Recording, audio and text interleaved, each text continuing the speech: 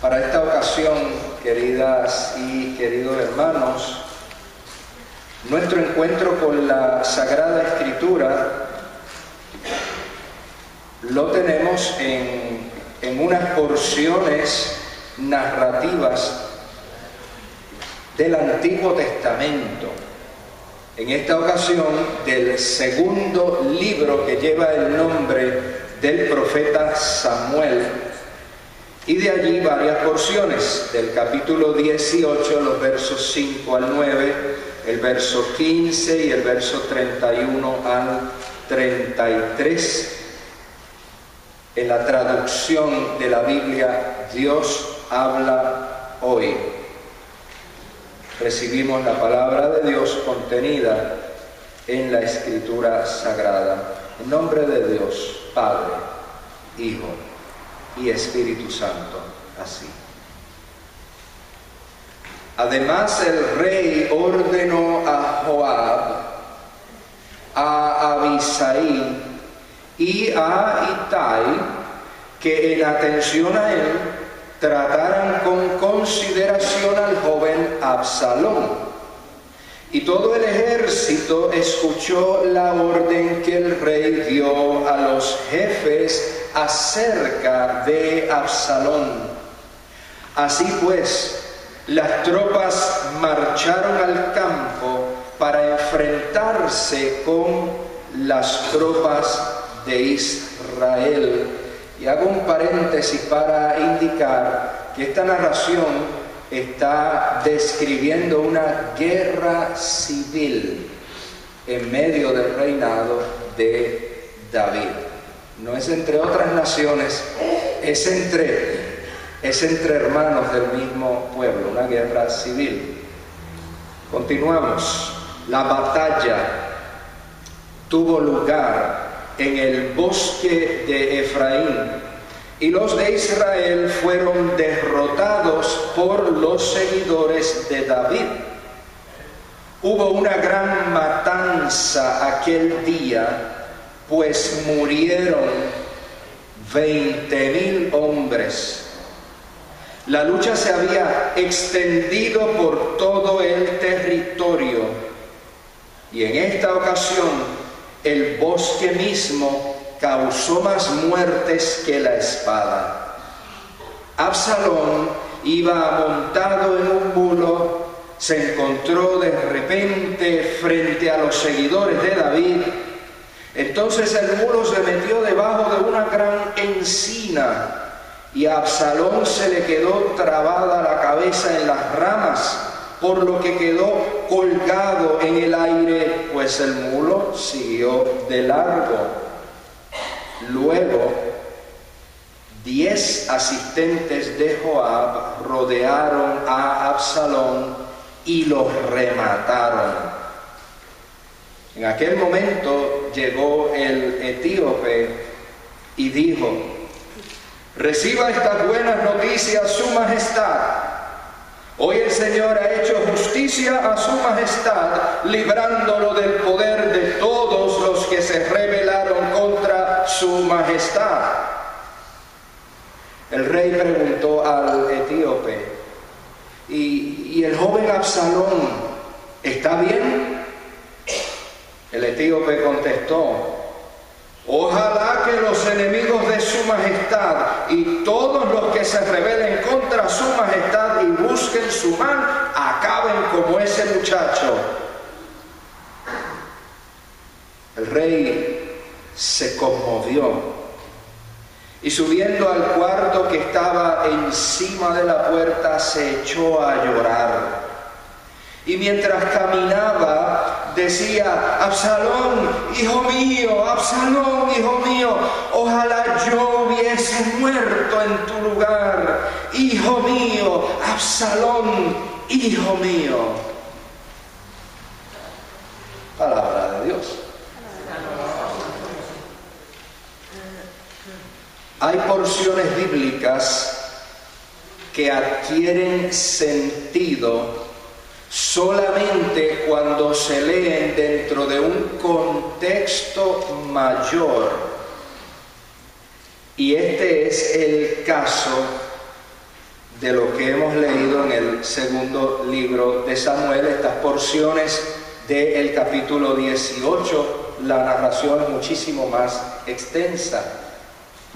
Así que para tener un cuadro claro, o más claro de lo que allí está pasando, debemos entonces conocer la trama que se desarrolla entre los capítulos 12 hasta el capítulo 18 que hoy leemos de ese mismo libro. El capítulo 12 del libro segundo de Samuel cuenta y narra la confrontación que un profeta hizo al rey David por su siniestra acción de adulterio y asesinato, que llamaban el dulce pastorcillo. Un profeta lo confrontó con su siniestra acción como rey. Y el mensaje de Dios, por medio del profeta, le decía lo siguiente al rey David: puesto que me has menospreciado. Esta es la palabra de Dios a través del profeta, Dios hablando a David. Puesto que me has menospreciado al apoderarte de la esposa de Urías el hitita para hacerla tu mujer, jamás se apartará de tu casa la violencia. Wow. Ciertamente fue un mensaje muy duro y muy incómodo, pero tratándose de palabras de Dios para él, definitivamente era una advertencia que vería su cumplimiento. Resulta que los problemas del rey surgieron no del exterior, sino de su propia casa, en su propia familia. Cuenta entonces el capítulo 13 que uno de los hijos del rey, que se llamaba Amnón, se enamoró de una hija del rey. ¿Está siguiendo, verdad? Es decir, se enamoró de su propia hermana, que se llamaba Tamar. Y según la narración, esta muchacha, Tamar, era una joven virgen y hermosísima.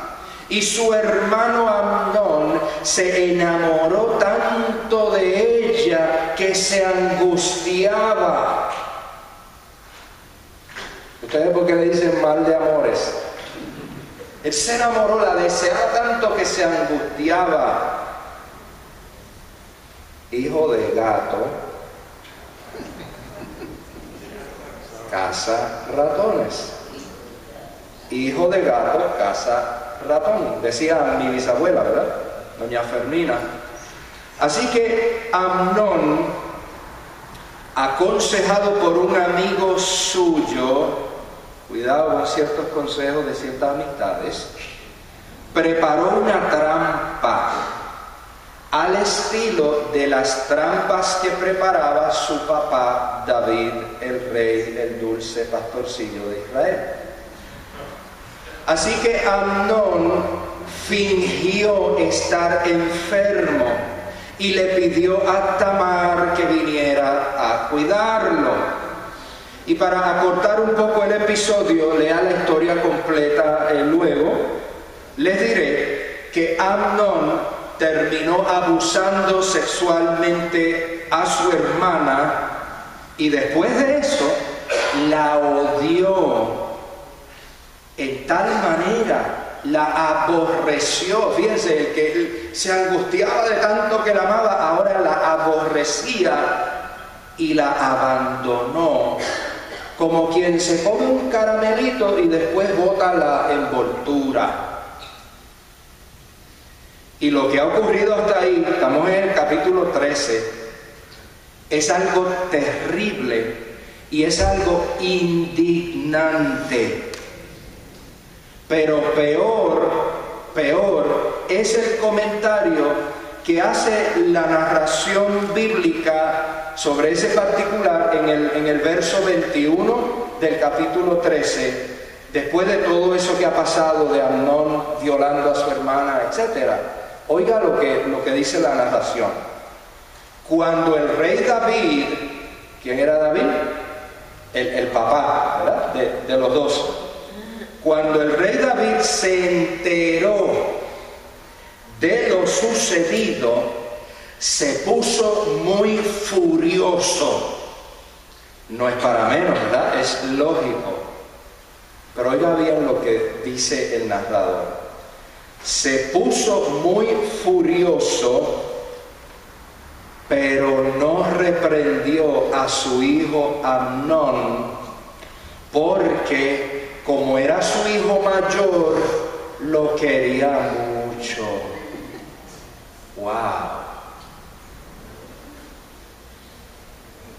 Se entera de ese crimen horrendo hacia su propia hija y no lo reprende, porque usted sabe, ese muchachito es primero y yo lo quiero tanto, no quiero que se sienta mal ni se ofenda. ¡Qué cosa más terrible! ¡Qué cosa más terrible! Un padre ve deshonrada a su hija de manera tan cruel y sencillamente no hace nada. Las escrituras sagradas enseñan que el padre o la madre que aman a sus hijos los reprenden, los enderezan, los regañan. Sin embargo, precisamente el amor fue la excusa del rey David para no asumir el rol que como padre él tenía. Como él lo amaba, pues no, vamos a dejarlo ahí. Pero ¿sabe qué? No hemos llegado al capítulo 18. El problema se complicó todavía más. Absalón, otro hijo del rey,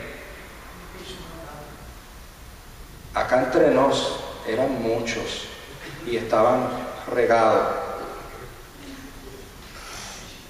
Pues otro hijo del rey, que se llamaba Absalón, se enfureció tanto contra Amnón, su hermano el abusador, que él decidió: papá no ha hecho nada, pues me toca a mí.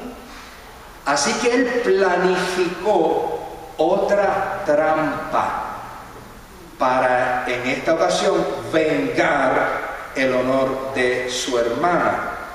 Ya ustedes saben, ¿verdad? Hijo de gato, caza ratón. Así que Absalón preparó una trampa al estilo de las de su papá y organizó una fiesta. Y en esa fiesta que él organizó, invitó a todos los hijos del rey. Así que usted sabe que ya eso era una multitud. Él invitó a todos los hijos del rey, a sus hermanos, y en esa fiesta él planificó y orquestó el asesinato de su hermano Amnón, el que había violado a Tamar. Y a eso debemos comentar que si lo que había hecho Amnón era malo y perverso, igualmente malo y perverso fue el castigo que su hermano Absalón le propinó. Y es ahí entonces que comenzaron los problemas de Absalón con su papá, el rey David. Porque papá parece que no tuvo mucho problema con que le hicieran lo que le hicieron a su niña Tamar, pero sí tuvo problema con que su otro hijo matara a su hijo mayor, el muchachito que tanto él quería. Por cierto, algo interesante, o algo también interesante, Absalón había invitado a David, su papá, a que también estuviera en aquella fiesta. Pero David se negó a asistir. David no se presentó a aquella terrible fiesta. Oiga, ¿quién sabe si la presencia del Padre hubiese podido evitar la tragedia? Who knows? Nadie sabe. Pero, ni modo. Por lo que leemos, parece que el rey David ya estaba acostumbrado a no asumir las responsabilidades y roles que le correspondían. Resulta que luego del asesinato de Amnón, el rey David se dedicó a llorar la tragedia, lo último que leíamos en el texto. Él se dedicó a llorar y a llorar la tragedia, mientras que entonces su otro hijo Absalón quedó desterrado 3 años. Desterrado 3 años. Cuenta el capítulo 14 que aunque el rey extrañaba a su hijo Absalón, pues tampoco hizo nada para comunicarse con él. Por lo cual, uno de los oficiales del rey, que se llamaba Joab, planificó, ¿se imagina usted qué? Otra trampa, otra más. Joab, el general del rey, planificó una trampa para convencer al rey David de que mandara a buscar a su hijo Absalón, que él había desterrado 3 años y nunca le habló. Y después que entonces David le hace caso a su oficial, manda a buscar a su hijo del destierro. Pero entonces David el rey dio órdenes para que el hijo entonces al regreso del destierro se fuera para su casa, pero sin verlo. En otras palabras, Absalón regresó a Jerusalén, pero aún en la misma ciudad, su padre lo mantuvo alejado y sin comunicación con él, dice la narración, por lo menos 2 años más. Sume 3 y 2, 5. 5 años sin hablarle. Y eso que lo extrañaba. Imagínense usted si no lo hubiera extrañado. El texto dice que él lo extrañaba. Haga esa cuenta. 3 años de destierro, 2 años adicionales, sin comunicación, aunque físicamente estaban cerca. Prácticamente en el mismo vecindario. Oiga, eso a mí se me parece a quienes dicen que perdonan o que han perdonado, pero entonces siguen, usted sabe, revolcándose y revolcándose en el mismo recuerdo de lo acontecido. Yo lo perdoné, él llegó a Jerusalén, pero no le hablo. Después de 2 años, el rey David decidió darle entrada a su casa, al palacio. Pero ya es evidente a ese punto de la narración, ya es evidente que las relaciones de David con su hijo Absalón estaban tan deterioradas, estaban maltrechas en gran manera. Ya el daño estaba hecho. Era solo cuestión de esperar y darle tiempo al tiempo. Se habían dado largas al asunto sin atender el asunto. Y eso entonces, por lo que vemos en la narración, tendría nefastas repercusiones en el futuro. Cuenta el capítulo 15 que Absalón comenzó entonces a hacer funciones del rey, a hacer trabajos que eran el trabajo del rey, pero él empezó a hacerlos a espaldas del rey. Y resulta que él entonces se sentaba en las puertas de la ciudad, y en la medida en que iba entrando la gente a la ciudad que tenían asuntos para tratar con el rey, él entonces los atendía a ellos y le presentaban a aquellas personas que llegaban, le presentaban proyectos, le presentaban propuestas y reclamos de justicia, y los atendía él en la entrada de la ciudad. No les permitió el paso para que llegaran al palacio, y el rey ni se enteró de lo que estaba pasando. O sea, él le estaba saboteando. En mi barrio le dicen a eso, serrucharle el palo a la otra persona, ¿no? Cortarle la rama del árbol. Absalón resultó ser, acuérdense, hijo del gato caza ratón. Absalón salió tan buen político como su papá lo había sido alguna vez. Así que Absalón se dedicó, si lo fuéramos a decir en nuestro lenguaje político ahora, diríamos, él se dedicó a hacer campaña con el pueblo para entonces lograr que lo hicieran a él rey en lugar de su padre. Listo el tipo, ¿no? Con el tiempo, Absalón comenzó a ganarse la simpatía de la gente. ¿Quién no? Le está resolviendo problemas. Él estaba haciendo lo que su padre, el rey David, debía hacer, y hacía mucho tiempo que lo había relegado y lo dejaba de hacer, y no lo hacía. Así que eventualmente, como se fue ganando la simpatía del pueblo, eventualmente Absalón formó, ya usted sabe qué, ¿verdad?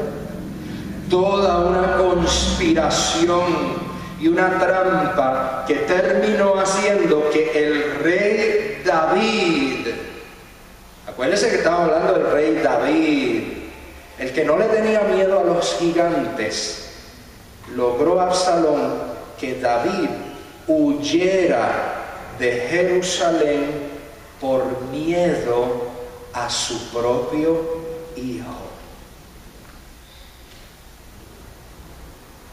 Y así continúan entonces el capítulo 16 y el capítulo 17, narrando entonces las conspiraciones y acontecimientos que recrudecieron las hostilidades entre Absalón, que ahora se había proclamado rey, y su padre David, que ahora era de la facción que lo retaba. Qué lío, ¿no? ¡Wow! Y finalmente, todos esos asuntos desembocaron en una guerra muy lamentable que, como leímos hace un ratito, terminó con la matanza de 20,000 hombres, y terminó entonces con la muerte trágica de Absalón a manos de los soldados de su padre David, que es el evento que hoy leímos. Qué triste, qué triste. Como he señalado en otras oportunidades, en estas historias que leemos, el rey David viene a ser un modelo, pero es un modelo de lo que no debemos hacer. No es el modelo de lo que debemos hacer, sino un modelo de lo que no debemos hacer. En toda la narración de esa historia comprendida entre esos capítulos luego del 12, el 13 hasta el 18, podemos observar que la actitud de David fue la de no tomar decisiones que tenía que tomar, ni asumir las responsabilidades para solucionar los problemas en su familia y entre su familia. Las relaciones de él con sus hijos se fueron deteriorando y deteriorando paso a paso, y él, nos dice la narración, no hizo nada para evitar que eso sucediera. Como dijera alguna vez Edmund Burke, y lo cito: lo único que necesita el mal para triunfar es que los buenos no hagan nada. ¿Oyó eso? Lo voy a repetir. Lo único que necesita el mal para triunfar es que la gente buena no haga nada. Hermana y hermano querido, ¿cuánto tiempo vas a dejar que pase sin ponerte en paz con ese familiar o con esa persona con quien hace tanto tiempo que no hablas? ¿Cuándo vas a perdonar lo que ocurrió hace tantos y tantos años atrás? ¿Cuándo vas a tomar los pasos necesarios para cultivar fielmente las relaciones importantes de tu vida?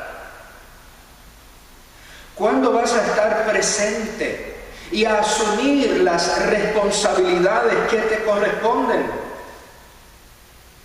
¿Cuándo vas a atender a tu familia y a tus seres cercanos adecuadamente?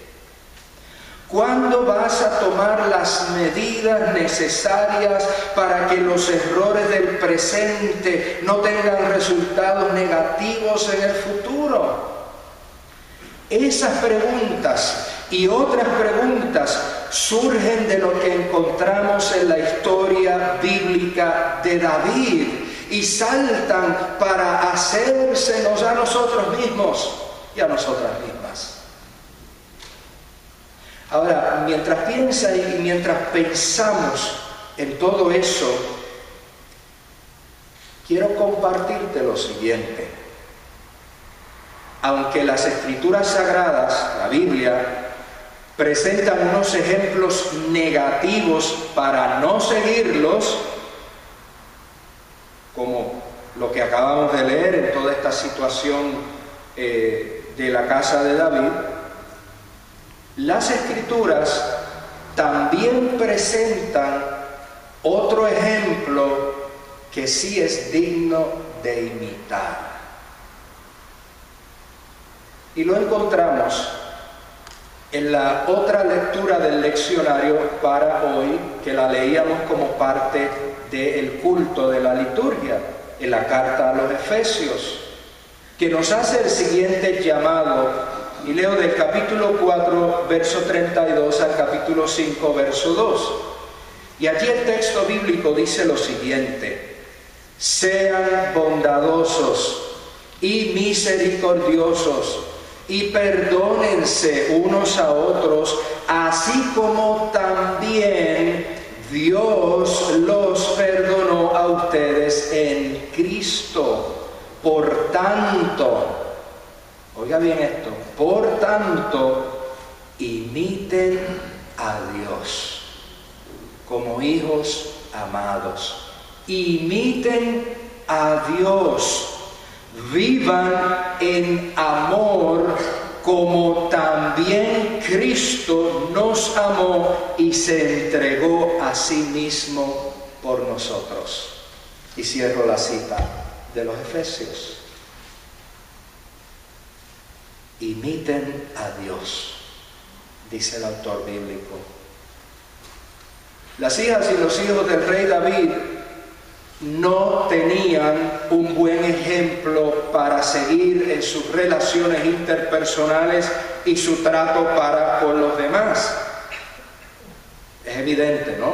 No tenían en él un buen ejemplo. Pero ese no es nuestro caso.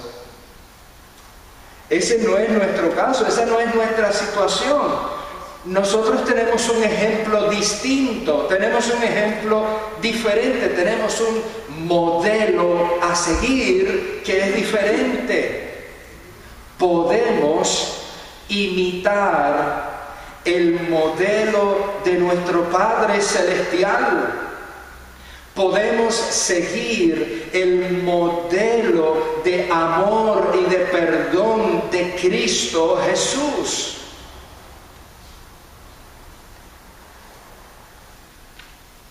Nuestras acciones del presente, y eso es ley de vida, nuestras acciones del presente van a tener consecuencias en el futuro. Entonces, ¿qué mejor cosa que hacer? Busquemos imitar solo al Señor. Soli Deo Gloria.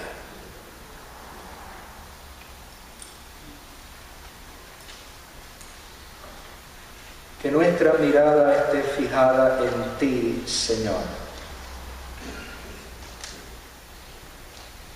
Que nuestro anhelo sea aprender de las cosas que pasan, pero sobre todo aprender de tu ejemplo para poder enfrentar esas situaciones que pasan.